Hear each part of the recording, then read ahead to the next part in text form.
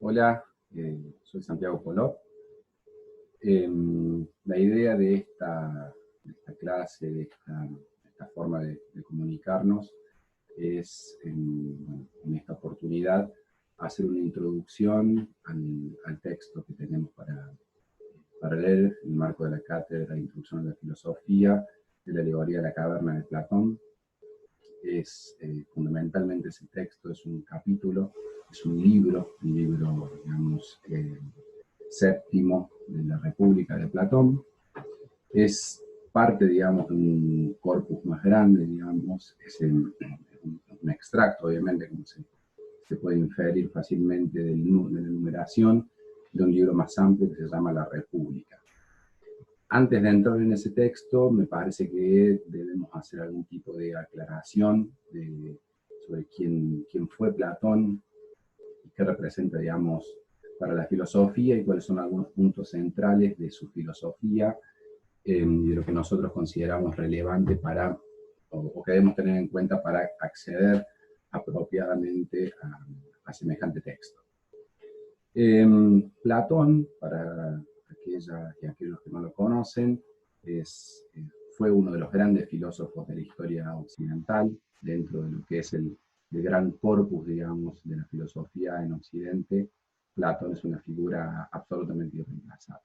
Es absolutamente irreemplazable porque representa, digamos, uno de los primeros grandes testimonios de una nueva forma de hacer filosofía, un nuevo marco, digamos, para pensar los problemas existenciales, que va a marcar ciertamente un antes y un después para toda la filosofía occidental. De hecho, la voz de Platón, digamos, divide, digamos, la filosofía antigua de un ingreso, digamos, del pensamiento filosófico a otro tipo, digamos, u otro modelo de desarrollo del pensamiento filosófico.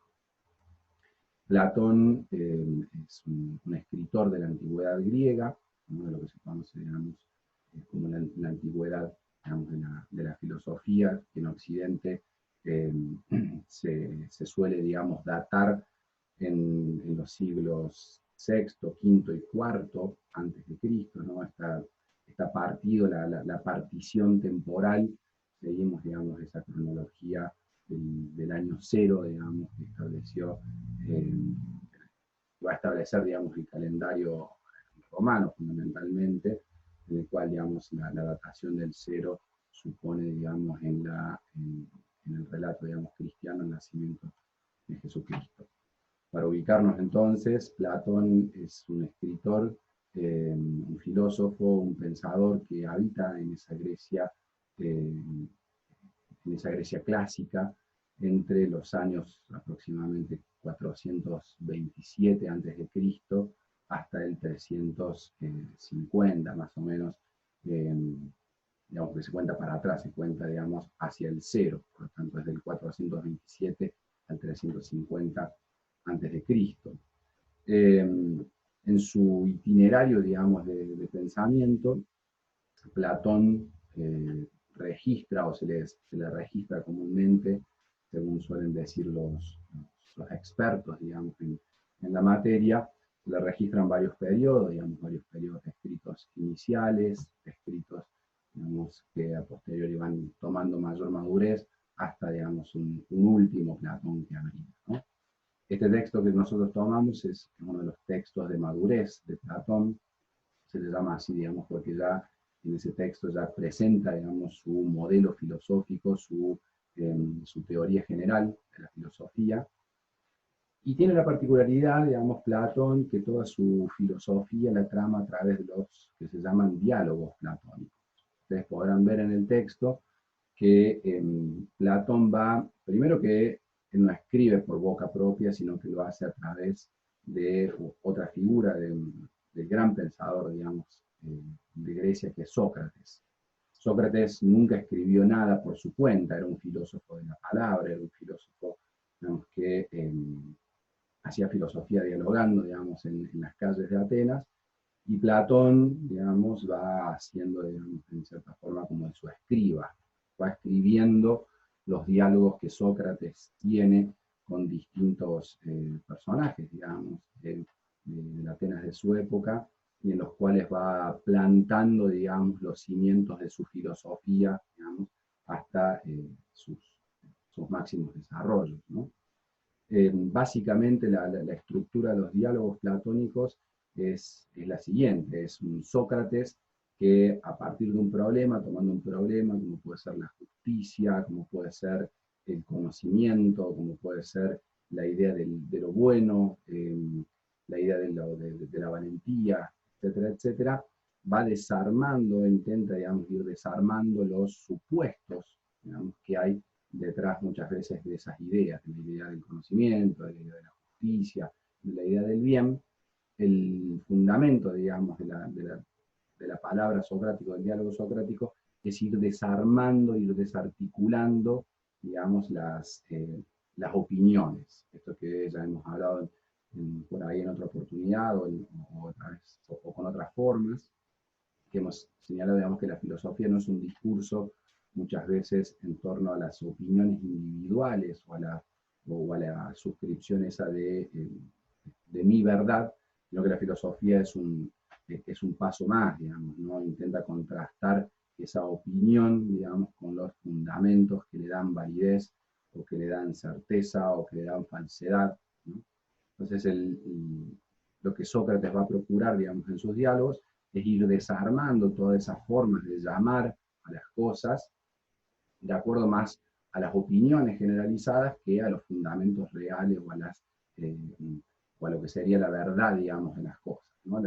Platón intenta indagar o va a estar indagando todo el tiempo en llegar, digamos, con sus interlocutores a una verdad que puedan compartir, ¿no? Y para llegar a esa verdad que puedan compartir, los interlocutores, digamos, deben ser despojados, dice Sócrates, de todas aquellas parcelaciones de la verdad. Parcelación de la verdad significa la inscripción de opiniones que tienen que ver con humores de época o con formas acostumbradas, digamos, para llamar a las cosas, que no necesariamente significan lo cierto ni lo verdadero, sino que significan eso, significan que son opiniones, que significan que son costumbres, pero que no por eso sean o tengan el valor de verdad absoluto, ¿no?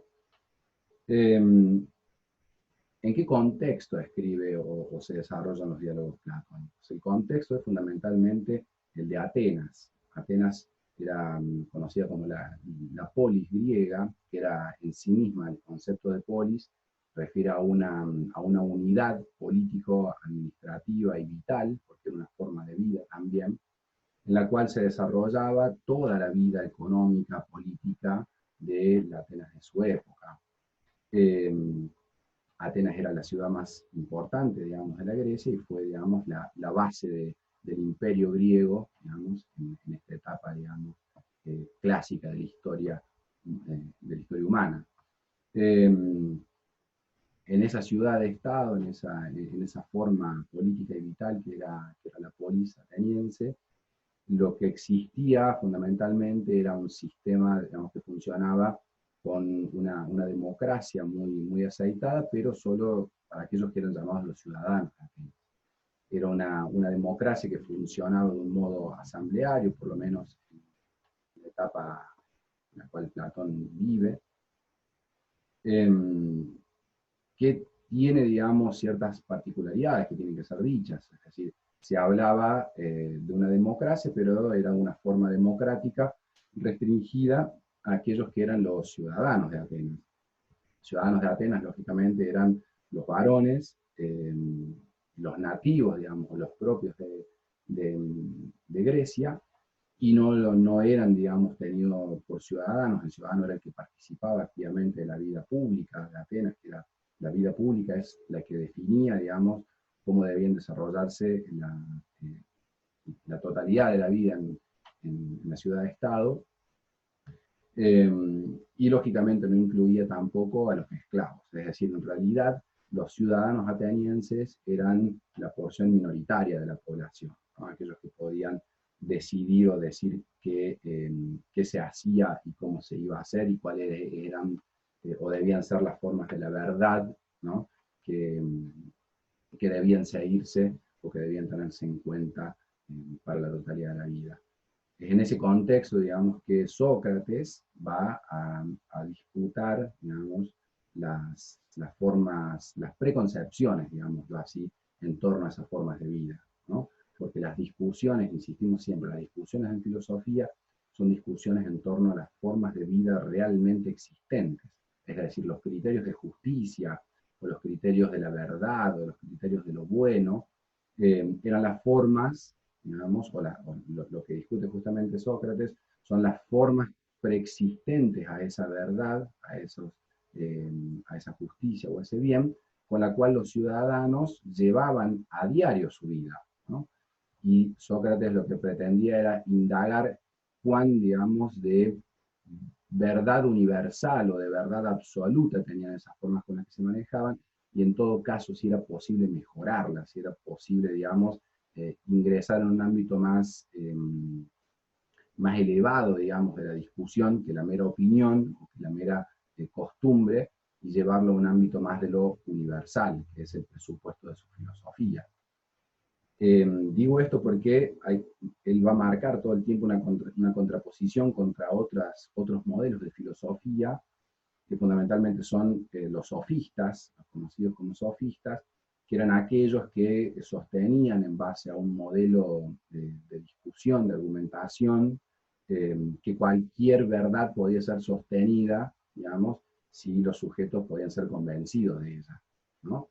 Es decir, el sofista se jactaba, digamos, de poder convencer a alguien, a quien fuera, digamos, ¿no? De la verdad de A, digamos, ¿no? Como un valor A, digamos, un valor de verdad. A la mañana lo podían convencer del valor de verdad de B, y a la tarde lo podían convencer de que la verdad que habían instalado a la mañana era absolutamente falsa. Es decir, apuntaban, digamos, a construir la persuasión, ¿no? De los argumentos, a la persuasión de los sujetos, más que a la búsqueda, digamos, de una verdad de fondo, ¿no?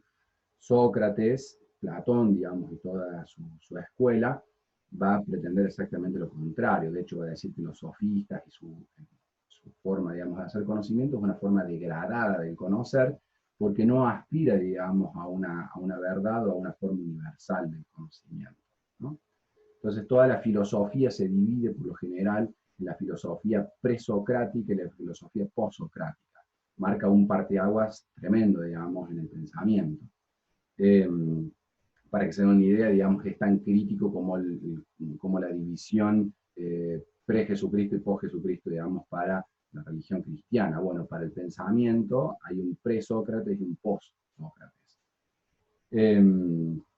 Una de las características de la filosofía también socrático-platónica es justamente esta distinción que van a hacer de otra filosofía presocrática, que eran los llamados filósofos de la naturaleza, filósofos como Anaximandro, Anaxímenes, Tales, etcétera, etcétera, que eran filósofos que creían que había un origen, un fundamento último de las cosas, de todo lo que ocurría en el mundo, y que estaba asociado a cierta experiencia o a cierta eh, materialización, digámoslo así, de la naturaleza, ¿no?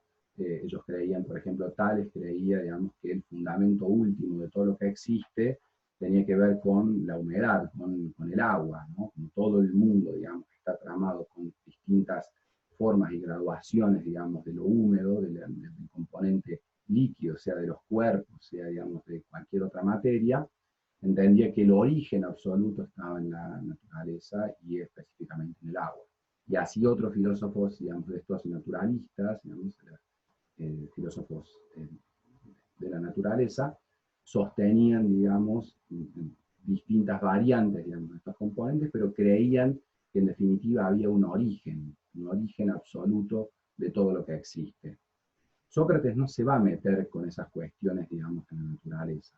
Sócrates, digamos, en cierta forma humaniza, ¿sí?, a la filosofía y a la preocupación por los orígenes de las cosas, ¿no? Dice, bueno, los seres humanos, lo que hacemos los seres humanos con el mundo, tiene, puede ser discutido y puede ser validado, ¿sí?, solo si nos mantenemos en el ámbito del humano, y entendemos en todo caso que la verdad absoluta de las cosas no reside en el ámbito del humano, sino que habita en otro lugar. O sea, vamos a ver qué lugar sería este.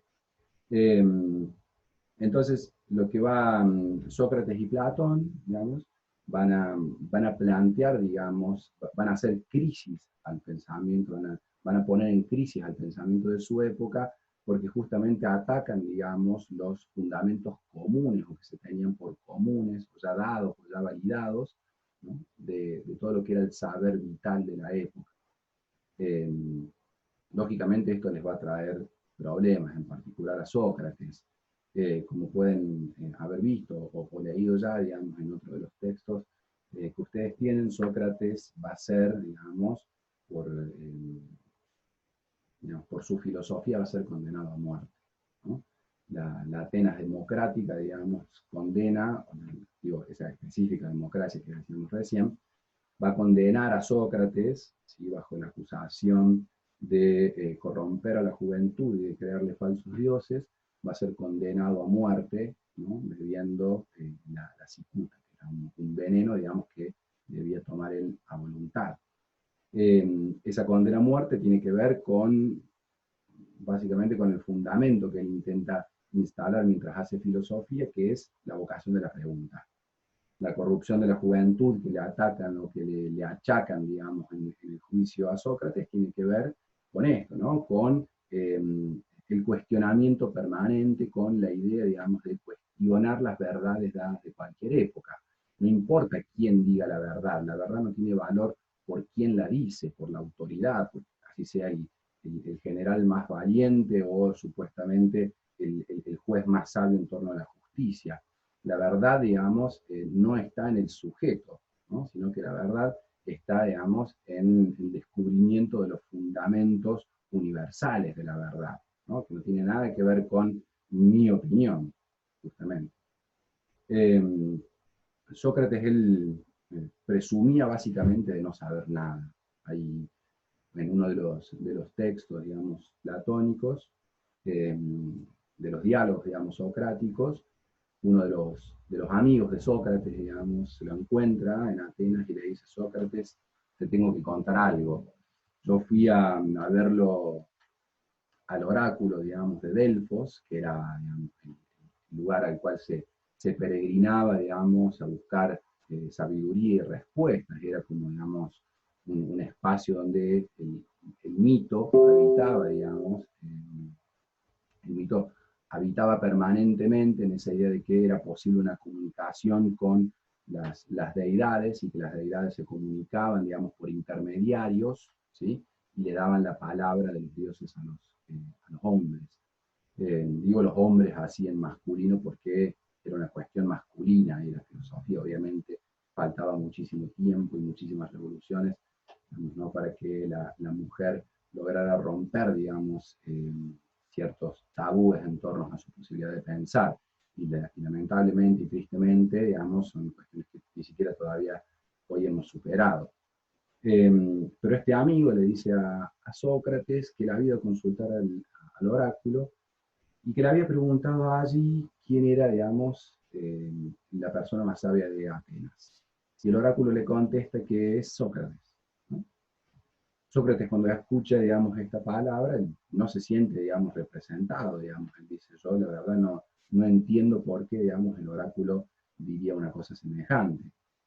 Entonces, con esa inquietud, digamos, él decide, digamos, o va buscando, digamos, a distintos interlocutores con las cuales, en cierta forma, medirse, porque él partía, digamos, de un presupuesto bastante interesante, que es la idea, digamos, casi de una ignorancia perpetua sobre el fundamento de la verdad absoluta de las cosas, ¿no?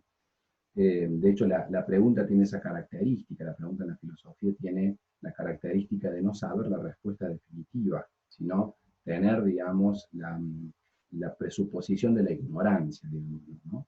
Y Sócrates, digamos, asumía su ignorancia en torno a la idea del justo, de lo valioso, de lo bueno, de lo justo, y con ese dato, digamos, iba a interpelar o o recorría Atenas interpelando a aquellos que decían que sí sabían qué era lo justo, qué era lo bueno, qué era el conocimiento, etcétera, etcétera, ¿no? Y llegaba, digamos, era un muy hábil discutidor, un muy hábil, digamos, argumentador. Eso tiene otras particularidades que ya también las van a ver.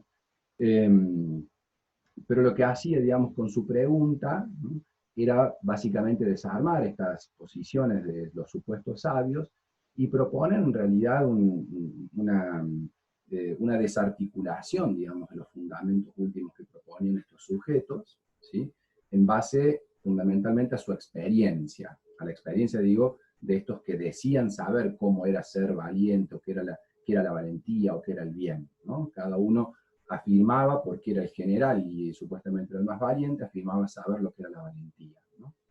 Sócrates, sin ser general, ¿no?, y sin arrogarse saber sobre la valentía, por ejemplo, lo indagaba en los presupuestos que él consideraba, digamos, que eran los aptos o los correctos para ser valiente, y lo llevaba, lo empujaba hasta el límite, digamos, ¿no? Lo empujaba hasta el límite de decir que en definitiva la experiencia personal, la experiencia privada, no podía ser criterio decisor, digamos, no podía ser criterio común, digamos, para determinar lo justo o lo valiente o lo bueno, ¿no?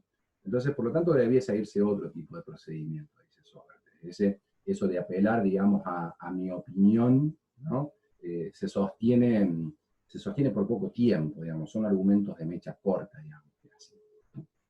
Entonces, en un momento, digamos, Sócrates se da cuenta, digamos, o advierte que en realidad lo único que él realmente puede afirmar es que no sabe nada, ¿no? Es decir, no sabe nada de ninguno de estos elementos, pero lo que él sí sabe, digamos, es su propia ignorancia. Lo que los otros no saben, ¿sí?, es que son ignorantes, pero lo ocultan, digamos, o lo disfrazan, o lo suponen, ¿no? Entonces, es un problema, dice Sócrates, conocer a partir de suposiciones, a partir de mis suposiciones. Tenemos que intentar despejar un poquito más la cuestión, dice Sócrates, ¿no? En esa posibilidad del conocer y de alcanzar, digamos, ciertos criterios de verdad, dice Sócrates, o va a llegar a la conclusión de que es muy difícil para el humano, digamos, establecer verdades absolutas de las cosas, porque la humanidad en general se maneja y se ordena a partir de imágenes del mundo, a partir de creencias y a partir de opiniones, ¿no? Y que, por lo tanto, digamos, es posible pensar, dice él, que las verdades absolutas, si existen, habitan en un lugar que no es el terreno, que no es la existencia, digamos, terrenal de los seres humanos, sino que habitan en otro espacio. Eso es lo que se conoce, digamos, como la dualidad platónica, ¿no? Platón dualiza, digamos, el pensamiento y el mundo.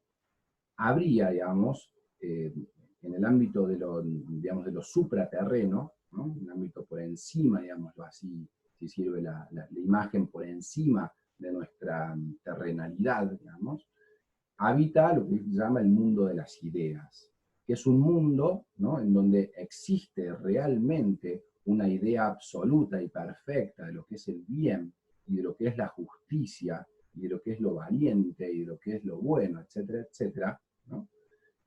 Y existe en el ámbito de lo terreno, de lo terrenal, ¿no?, una imagen degradada de aquellas ideas. Es decir, nosotros podemos tener cierta idea de justicia, cierta idea, digamos, de lo bueno, etcétera, etcétera, pero son ideas que están degradadas por nuestra existencia terrenal en el mundo. Es decir, nosotros no tenemos un acceso en el ámbito de lo terreno a la verdad absoluta. A lo sumo podemos, digamos, acceder a ciertas formas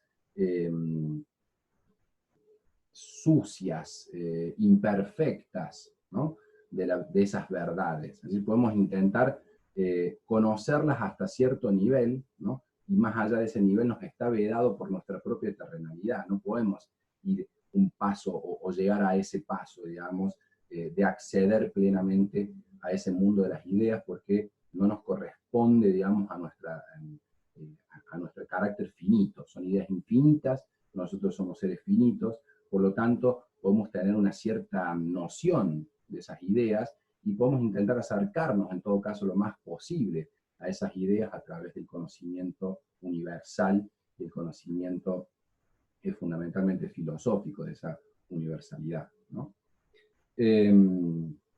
Esto, claro, va a traer, digamos, tiene ciertas ventajas y tiene ciertos problemas, ¿no? Es decir, bueno,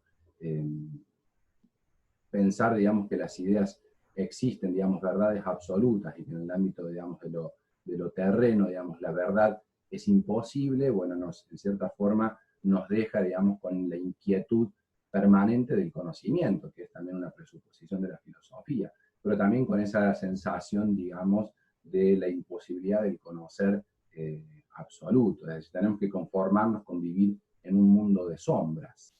Nos debemos conformar con vivir en un mundo de sombras, salvo que, digamos, salvo que, dice Sócrates, realmente nos pongamos, digamos, en la tarea del conocer y podamos por lo menos llegar al punto de mayor proximidad, ¿sí?, a ese conocimiento perfecto.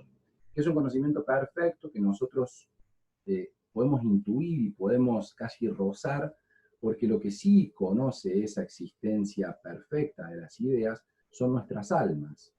En el ideario, en el imaginario griego antiguo, ¿no?, nosotros tenemos alma, y esas almas, digamos, son infinitas, existen eternamente, ¿sí?, y encarnan, digámoslo así, en los cuerpos terrestres durante un cierto tiempo, y esas almas, ¿no?, en esas almas hay un conocimiento, habita un conocimiento de esas ideas perfectas, pero que nuestra terrenalidad no se puede representar de un modo total o absoluto. Por lo tanto, digamos, es un conocimiento que habita en nosotros, pero que no lo podemos, digamos, sacar del todo, digámoslo así. Pero sí podemos tener una vida terrenal lo más próxima posible a esos ideales, ¿no?, para ir mejorando, digamos, nuestra existencia tanto terrenal como supraterrenal, ¿no? Si les suena un poco todo este discurso, digamos, con gran parte de la narrativa del cristianismo, está bien, digamos, que les suene, porque, de hecho, la doctrina platónica va a dar, digamos, gran parte de los fundamentos y del contenido y del desarrollo de lo que es la narrativa del cristianismo, esta teoría, digamos, de un mundo terrenal y corporal degradado, que es un problema incluso para el conocimiento y para la perfección de las almas, ¿no?, y un ámbito supraterrenal, ¿no?, donde habita todo lo bueno y lo infinito, con la salvedad, digamos, de que el cristianismo impone, digamos, un giro personalista al alma, digamos, ¿no? Para los griegos las almas eran eternas, ¿no?, y reencarnaban una y otra vez en distintas, digamos, expresiones corporales. Según, digamos, la narrativa que nosotros tenemos del cristianismo, cada individuo es un alma particular y esa alma habitará eternamente, digamos, en el reino de los cielos. Para los griegos eso no era así, esa parte, digamos, es un giro, digamos, que hace la religión cristiana para cerrar el argumento, digámoslo así. Se cerraba mucho mejor de esa forma, y además era como mucho más marketinero, con perdón de la palabra. No quiero ser ofensivo con nadie, simplemente que en términos de la época, en las disputas, digamos, con otras religiones, era mucho más entrador, si se quiere, digamos, que cada individuo iba a tener una existencia infinita, ¿no?, que pensar, digamos, que la existencia del alma no dependía en absoluto del cuerpo. El texto en concreto, entonces, de la República, lo que va a intentar hacer es materializar una discusión sobre cómo conocer lo mejor para la vida en común de los sujetos, ¿no? República es una traducción de un término griego que es politeia, digamos, ¿no?, que tiene una implicación más amplia que lo que nosotros entendemos por república, ¿no?, como esa organización política con división de poderes, etcétera, etcétera. La idea de la politeia es una forma de vida política, ¿no?, en la cual los sujetos, digamos, se organizan, ¿sí?, van organizando la totalidad de su vida en torno a ciertos presupuestos. Y los presupuestos con los que hay que organizar eso, dice Platón, van a ser ciertas ideas o la búsqueda de una idea, digamos, del bien absoluto, ¿no? Ese horizonte, digamos, del bien absoluto habilitaría la posibilidad de los sujetos para ordenarse y para hacer en el mundo en función de ese horizonte. El fragmento que nosotros tomamos entonces de ese texto es lo que se conoce como la alegoría de la caverna. La alegoría de la caverna es una de las imágenes, digamos, filosóficas más poderosas también de la historia de Occidente. Una alegoría, para que se entienda por ahí la palabra alegoría, significa, digamos, es una imagen, quiere representar algo, es una imagen que representa muchísimas cosas, ¿sí?, que no pueden ser dichas del todo con una sola palabra o con un solo concepto, ¿no? Por eso muchas veces cuando queremos explicar, digamos, o cuando vemos, no sé, la imagen de la justicia y vemos la imagen de la balanza y de los ojos vendados, etcétera, etcétera, esa imagen, digamos, alega muchas cosas que están en la imagen, pero que no pueden ser dichas en su totalidad. Es muy difícil encontrar todas las palabras para expresar lo que esa imagen que quiere transmitir la alegoría intenta transmitirnos, ¿no? Entonces una alegoría es una narrativa, un relato, ¿no?, humana, por lo general, digamos, está atravesada, digamos, de situaciones humanas, las alegorías, y la cuestión de fondo, digamos, es lo importante, es el mensaje, es la idea, es la noción que quiere transmitir la totalidad, digamos, de la alegoría, ¿no? Una alegoría tiene que ser leída como una totalidad de significado, una totalidad significante, que se llama. En el caso de la alegoría de la caverna, es muy interesante, digamos, ustedes cuando lean ese texto, cuando vayan al texto, van a detectar, van a notar, digamos, enseguida cómo hay una forma particular del diálogo, ¿no? Van a ver a Sócrates hablando, digamos, con sus interlocutores e intentando instalar la imagen de la alegoría, digamos, a medida que va avanzando el relato. Le va explicando, digamos, qué es lo que va pasando en la alegoría para intentar llegar a decir lo que él quiere decir en definitiva, ¿no?, que es la idea esta de la educación, ¿no?, de los seres humanos y cómo por ahí debemos enfrentar para educarnos, para ir cada vez más allá de las formas estas degradadas en las que vivimos, ¿no?, que son las formas de las imágenes del mundo, de las opiniones, cómo debemos ir escalando en cierta forma hasta alcanzar, digamos, un conocimiento lo más perfecto posible, digámoslo así. La alegoría, digamos, de la caverna está antecedida en el orden del texto por una alegoría también muy importante que se llama la alegoría de la línea, ¿no?, que hay que intentar leer estas dos alegorías, ¿no?, solapadas, digamos. Una ayuda a comprender la otra. Se pueden leer por separado, pero una ayuda a comprender la otra. Por eso voy a decir dos palabras solamente de la alegoría de la línea. La alegoría de la línea, en esa alegoría Platón intenta explicar, digamos, cómo se desarrollan, cuáles son las etapas del conocimiento, ¿no? Él dice ahí que la mayoría, digamos, de los seres humanos habitamos en lo que se llama la doxa. La doxa es la opinión, ¿sí? Doxa es lo que se conoce como la opinión. No es que Platón crea que nosotros podemos vivir sin opiniones o que la opinión es todo lo malo. No, la opinión existe, vivimos permanentemente opinando sobre las cosas, pero tenemos que entender, dice él, que la opinión no es una forma, digamos, de conocimiento que podemos llegar a universalizar, porque aquello que nosotros tenemos por opinión, muchas veces, o la mayoría de las veces, es una forma obtenida o dada a los sujetos, a nosotros en el mundo, para que opinemos según lo que vemos o según lo que creemos. Como ustedes van a ver en el relato de la alegoría de la caverna, que es el relato, digamos, de unos esclavos, digamos, ¿no?, que están mirando, dice Platón, son unos esclavos, atados de pies y manos, con el cuello inmovilizado y mirando solamente hacia adelante, ¿no? Imagínense que ahora están mirando la pantalla de la computadora y eso sea, digamos, todo el escenario que ven estos esclavos durante toda su vida. Dice Platón, imaginen ahora, ¿no?, que esos esclavos atados de pies y manos y con el cuello inmovilizado y solo mirando para adelante, ¿no?, lo único que ven es una pared, ¿no?, el monitor, como lo vemos acá.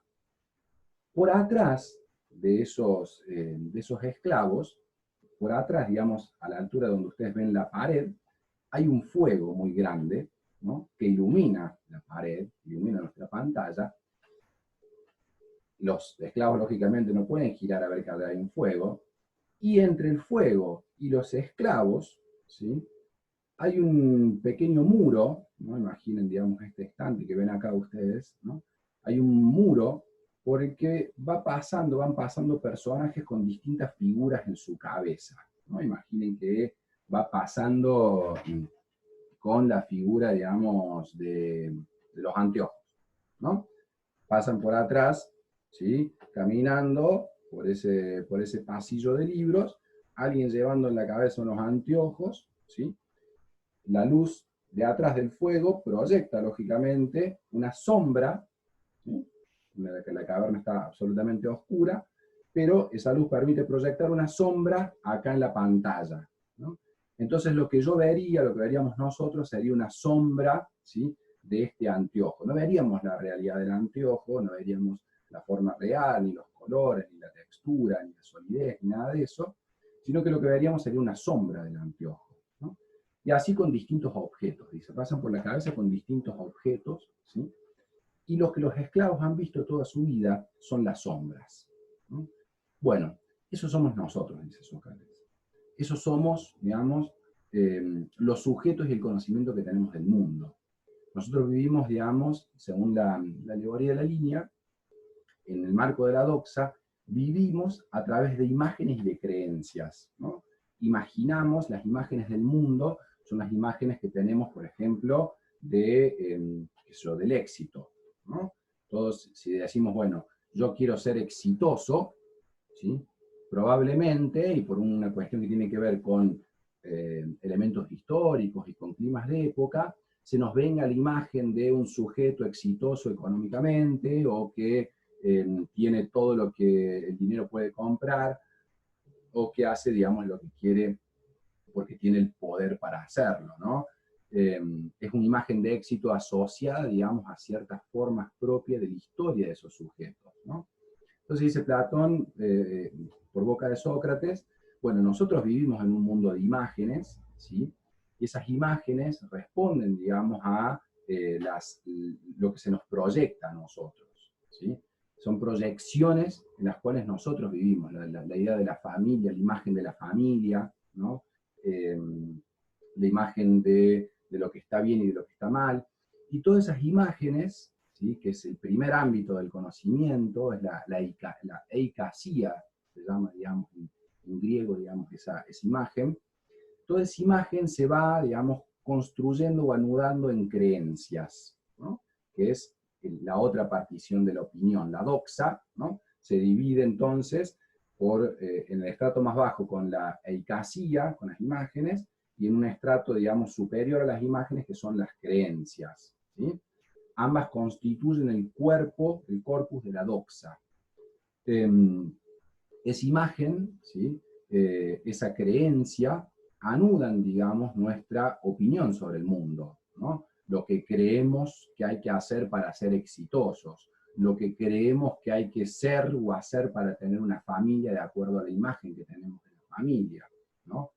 Todas esas imágenes entonces van imponiendo, digamos, ciertos criterios o parámetros o formas del conocimiento. Es decir, lo que hace una opinión en definitiva es cerrar, digamos, el conocimiento, lo encarcela, lo encapsula. Los sujetos conocen, ¿sí?, en función de esas imágenes y en función de esas creencias que se van instituyendo como verdad, ¿no? Que se le instituyen a los esclavos ahora por la fuerza, digamos, de su compulsión a ver solamente hacia adelante y sombras, ¿no? Se le instituyen esas formas de la verdad, ¿sí?, que en realidad son formas de la opinión, son doxa, ¿sí? Y eso, dice Platón, es algo, ¿no?, para pensar, y algo que los sujetos, si quieren conocer, deben renegar, digamos, de la opinión, ¿no? Deben preguntar sobre aquel conocimiento que creen verdadero. En la alegoría dice Platón, bueno, imagina ahora, dice, imaginen qué pasa si de pronto uno de esos esclavos o esclavas, ¿sí?, logra liberarse de esas cadenas, ¿no? Logra sacarse la cadena del cuello, de los pies, ¿sí?, y se puede poner de pie, y se da vuelta, y empieza, digamos, a caminar hacia atrás, ¿sí?, y empieza a ir hacia donde ve que está esa luz allá, digamos, en el fondo.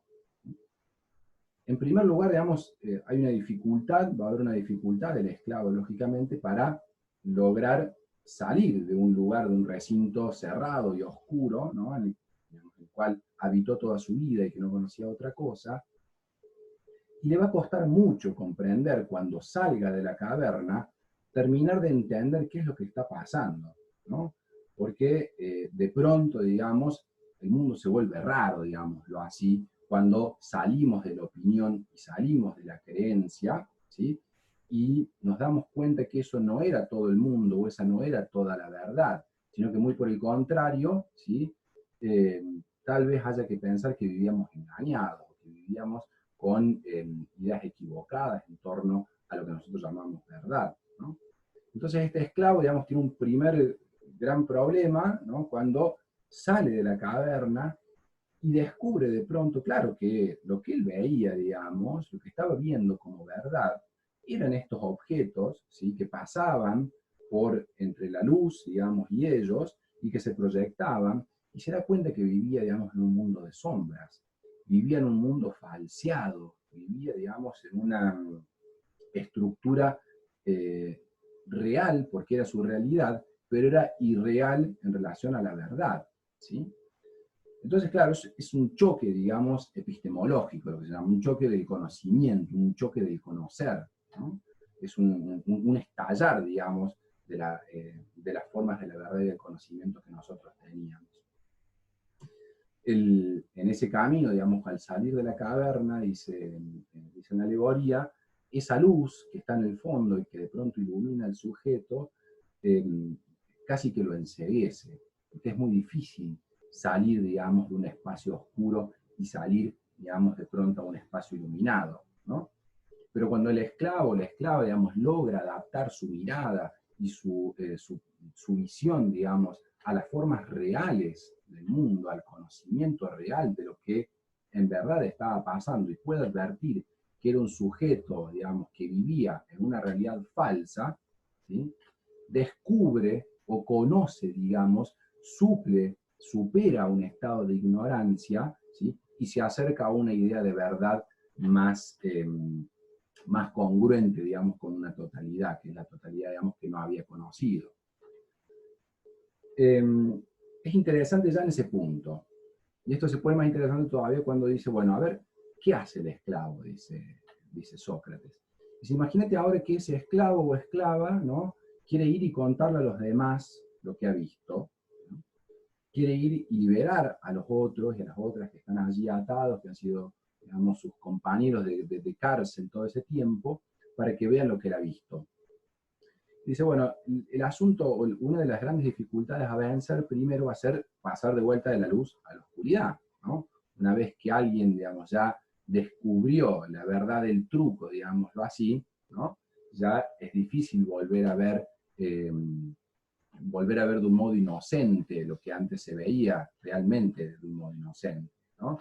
Son como esas figuras, digamos, recortadas entre sombras en blanco y negro, ¿no? O sea, si buscan por ahí en internet, pongan, digamos, la imagen de la copa, ¿no?, de los contornos de la copa, ¿no?, que aparece, si uno la ve rápido esa imagen, aparece simplemente el contorno blanco de una copa, ¿no? Cuando uno la mira un rato, o a uno le dicen, mirá, en realidad ahí no solamente hay una copa, sino que si uno la ve bien a contraluz, hay dos rostros acercados, digamos, enfrentados.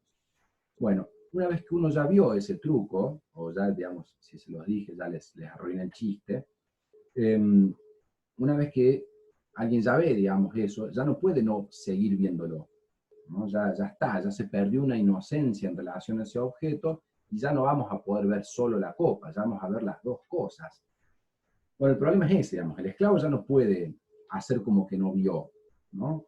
Nosotros, si conocemos la verdad de algo, si salimos, digamos, una mentira, o de un engaño, o de una falsedad, ni siquiera tal vez intencionado, pero si salimos de eso, ya no podemos volver a ese estado, digamos, de preconocimiento. Ya conocimos, ya está, no hay vuelta atrás, digamos así. Cuando el esclavo, dice Platón, quiere volver, ¿no?, a meterse en la caverna, le va a pasar, digamos, en primer lugar, que volver, digamos, de esa visión, ¿sí?, de esa luz que lo enceguecía, ¿no?, volver de vuelta a las sombras no es tan complicado. Incluso, digamos, en términos reales, en la alegoría van a ver que el esclavo se choca la cabeza contra el techo, no se puede, digamos, manejar muy bien en las sombras porque viene encandilado, digamos, ya viene con la idea de la noción de la luz. Entonces, algo que antes a él le parecía absolutamente normal, como era ver, digamos, en la oscuridad, perdón, los sonidos, las notificaciones, como se llaman, algo que era tan elemental para los esclavos que siguen estando ahí, como es ver en la oscuridad, ¿no?, si ustedes están suficiente tiempo en un cuarto oscuro, ¿no?, o con muy poquito de luz, se adaptan fácilmente o rápidamente, o como con el tiempo, se adaptan a ver dentro de esa oscuridad, ¿no? Nosotros en las opiniones que tenemos sobre el mundo y en la forma en la que nos manejamos en el mundo, vemos cosas, nos dicen cosas, respetamos, digamos, las opiniones, tomamos por validez o por válidas, perdón, las opiniones que nos dicen, o que nos han dicho nuestros padres, la televisión, nuestros amigos, los docentes, qué sé yo. Pero claro, digamos, el problema es el esclavo este, digamos, ¿no? El esclavo este que vuelve y que no ve nada ahí ahora en la oscuridad, y que le quiere decir a los otros que están atados, ¿sí?, que lo que están viendo es todo mentira, ¿sí?, y que la representación que han tenido siempre del mundo es una absoluta falsedad, y que eso que ellos creían, digamos, que era la verdad, no es más que una opinión mentirosa, digámoslo así, de lo que es la real realidad de allá afuera, ¿no? Dice Platón, dice, bueno, lo más probable es que los otros esclavos y esclavas lo quieran matar, ¿no? ¿Por qué matar? ¿Por qué esa imagen, digamos así? Y porque es difícil aceptar fácilmente, digamos, que uno ha vivido toda la vida engañado con ciertas ideas o imágenes del mundo o creencias sobre el mundo, dice Platón, o está sugiriendo Platón, ¿no? Es muy difícil tomar, digamos, por cierto, ¿no?, algo que aparece absolutamente contrario a aquello con lo cual yo he vivido y he habitado el mundo hasta aquí, ¿no? Por lo tanto, dice, lo más lógico es que los esclavos se resistan a ser sacados, digamos, de esa caverna, ¿no?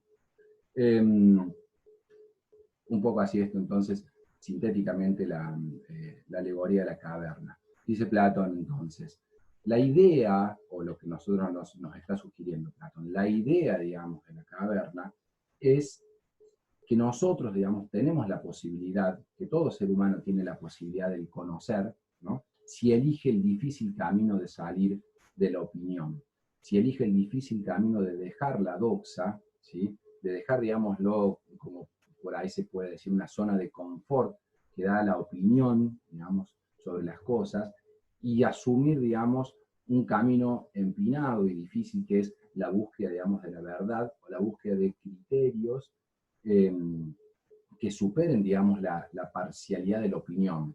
Por lo que tenemos que entender, dice Platón, lo que nos está sugiriendo, es que toda la opinión, todas las imágenes que tenemos del mundo habituales, todas las creencias que tenemos habituales sobre el mundo, son construcciones de sentido que no representan absolutamente la realidad, sino que representan una cierta parcela o apropiación de lo que es real, que no es expuesto delante de los ojos y es presentado como una verdad absoluta. Por lo tanto, el camino de salida de eso no es sencillo. No es sencillo porque tenemos que pelearnos con nosotros mismos. Tenemos que pelearnos con nosotros mismos y con la realidad que vemos y habitamos cotidianamente, ¿no? Entonces esto es sumamente valioso, digamos, como sugerencia cognoscitiva lo que está haciendo Platón. Dice, podemos salir de la doxa, ¿no?, pero es también una decisión salir, digamos, de esas formas degradadas de conocimiento o esas formas que en realidad nos ocultan cosas. ¿Qué pasa si realmente hacemos las preguntas sobre las opiniones que tenemos del mundo, las opiniones de la familia, del género, etcétera, etcétera? De hecho, porque hemos hecho esas preguntas, hoy podemos, digamos, estar disputando los lugares que históricamente tenían, por ejemplo, las mujeres en el mundo. Porque hemos salido de la doxa, ¿sí?, que entendía que la mujer era un ser inferior al hombre, o que no tenía las mismas capacidades físicas, o las mismas capacidades intelectuales, etcétera, etcétera. Solo porque se ha comprendido que toda esa cadena de argumentación era parte de una estructura de poder, de una estructura de privilegios, o una estructura que proyectaba sobre nosotros cierto estado de realidad, ¿sí?, es que ahora podemos hablar de que lo que sucede sobre el género femenino es parte, digamos, de un sistema total, digamos, o completo, digamos, de sometimiento y de opresión. Pero solo porque hemos hecho las preguntas indicadas, solo porque hemos hecho las preguntas adecuadas para romper esa cotidianeidad, ¿no?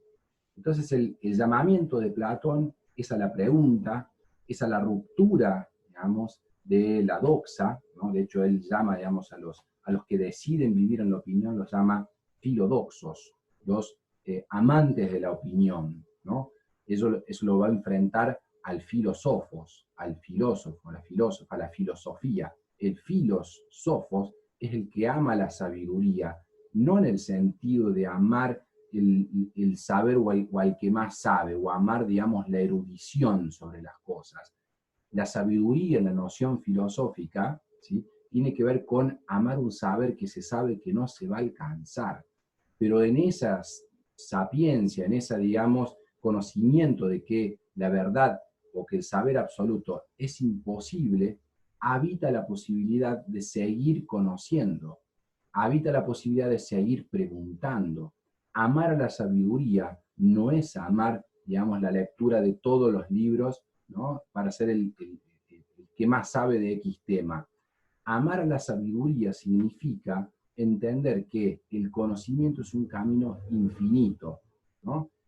El filósofos, que es para cualquiera, digamos, y yendo más allá, digamos, tal vez de la estructura platónica, amar la posibilidad del conocer está a la mano de cualquiera. Y eso es lo interesante. Amar, digamos, la posibilidad del saber significa que habita en cualquiera la posibilidad de cuestionar la propia doxa, de cuestionar las imágenes y las creencias, ¿sí?, que hacen al mundo que tenemos. Y entender que tal vez esas imágenes y esas opiniones que tenemos del mundo responden a cierta proyección que nos han hecho o que se está haciendo permanentemente sobre la totalidad de nuestra vida. Ahí la alegoría de la caverna nos ofrece una imagen y una posibilidad, digamos, para la pregunta absolutamente extraordinaria. Bueno, esta es más o menos un resumen de esta alegoría.